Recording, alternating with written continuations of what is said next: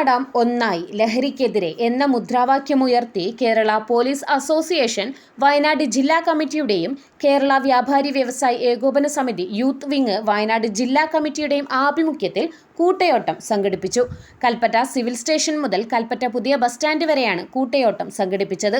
വയനാട് ജില്ലാ പോലീസ് മേധാവി തപോഷ് ബസുമതാരി IPS ഉദ്ഘാടനം ചെയ്തു. പ്രശസ്ത സിനിമാ താരം അബു സലീം, ഇന്ത്യൻ ക്രിക്കറ്റ് കുമാരി സജന സജീവൻ എന്നിവർ ചേർന്ന് കൂട്ടയോട്ടത്തിന്റെ ഫ്ളാഗ് ഓഫ് നിർവഹിച്ചു.